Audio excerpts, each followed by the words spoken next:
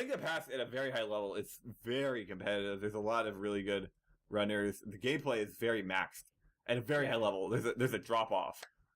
But I say anybody with good gameplay could easily come in, and you see that a lot in like League of Legends. I've played League for like 5 years. You see it all the time in like actually chess. Magnus Carlsen, his famous win, I think it was in 2014. He was like 22, so this is open to anybody can do it. So like I guess like so just to kind of refocus here. So like let's say Okay. I love WQ, I love your thinking, I love everything about how you do your game, right? So what if I wanted to be an advanced gameplay, the disciple's a big word, advanced gameplay person myself, what do? You know, I want to practice it myself, you know? You have to think. That's the most important thing. And then you have to be yourself too, actually, because who you are is natural, right? So, but also the foundational theory is very important. I derived it from, there's three things. So there's three primary things in gameplay theory. There's understanding, thought, and then understanding is thought. It's the same thing, but like how you understand a game. And then there's gameplay in the middle, and gameplay is basically the game, and it's what's happening in the game.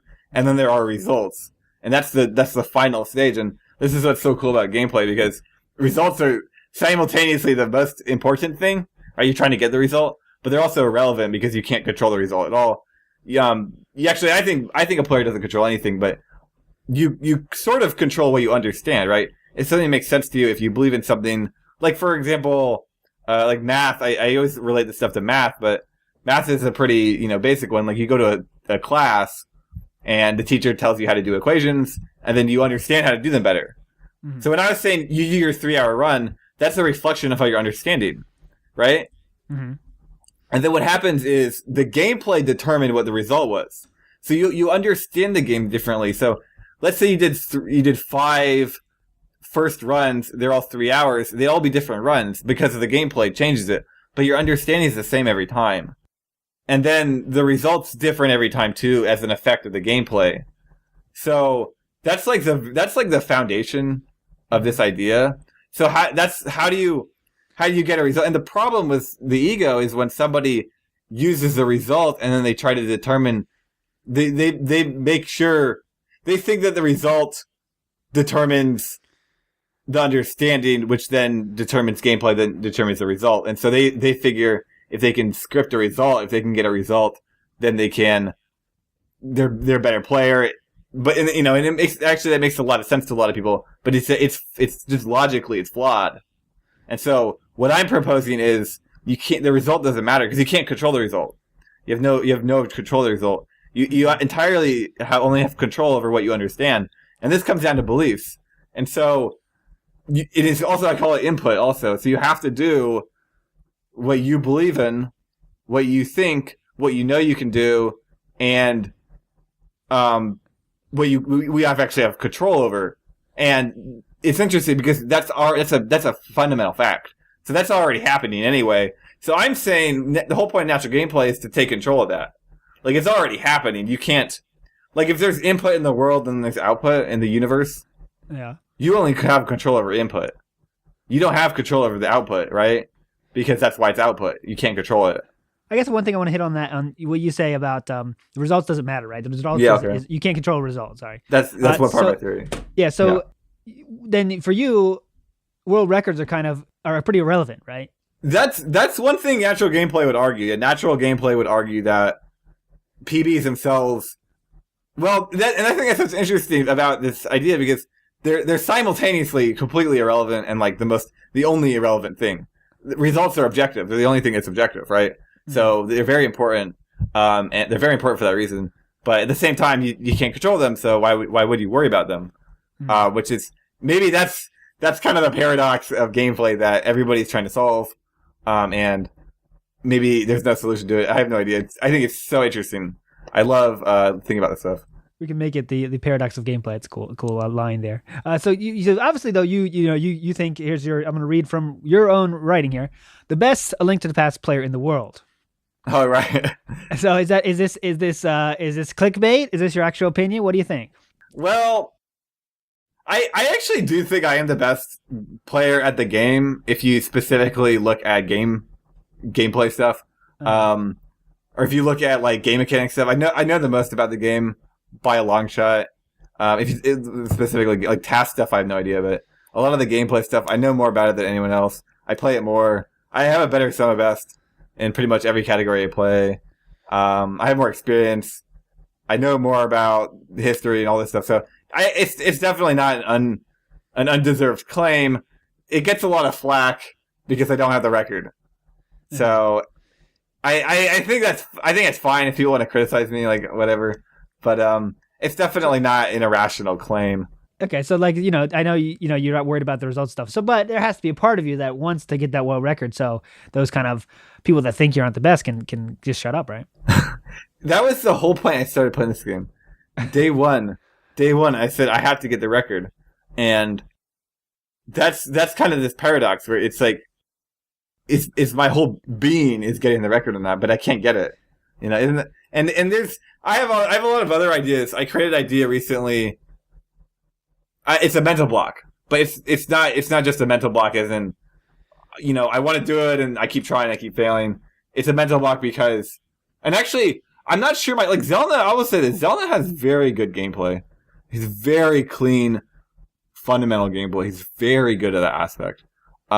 He doesn't ever practice the game and he doesn't know anything about it, unfortunately. But, he's very good fundamental gameplay. Crystal, she used to have the record. She's huge. Or she basically birthed this game, from like 2012 to 2013 or 2010 to 2013. She was, I don't know. I honestly, it's very hard to explain. Like, have you ever heard this theories where if you're not better than someone, or if you're not smarter, like for IQ, for example, if you're not smarter than someone, you can't judge their skill level? Yeah. The people said that before. Yeah. So if this is the thing about Crystal. Like, I honestly, I can't explain her skill level because it's quite possibly too far out of my reach. But maybe not. And Crystal's a weird person for a lot of reasons. Do you know anything about her? I just know the speedruns. I don't know anything behind the scenes. She's a very weird person. So she only did a few runs publicly in the later half of her career, and from what we understand, her gameplay is very advanced. It's very advanced. So that's kind of a lot of my inspiration actually just come from her. Kind of like a hidden relic in the Link to the Past speedrun.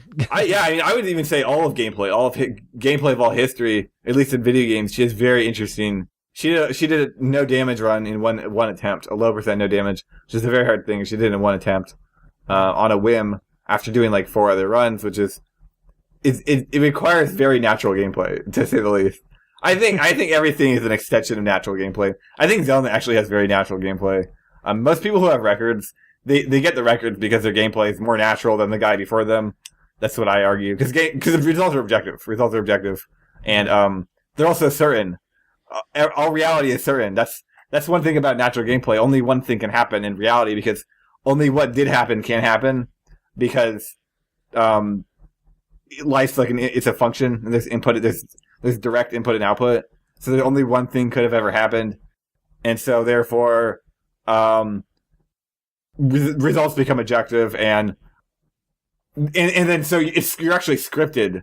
You're actually scripted to get the record. If your gameplay is good enough, you're scripted to get the record. Like, you have to. It's not even...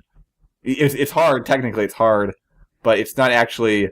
It's not like... It's either you do it or you don't do it. Which I think is another thing that's consistent. This is consistent in history outside of video games. Mm-hmm. If you look at famous emperors, famous people, most famous people who conquer things very young age, it's not like this impossible, unbeatable feat. It's like a consistent theme. Obviously, we could talk about that for a long time, I'm sure. But I want to get into a little bit for people that don't know. Link to the Past community is an interesting one. I think you would agree.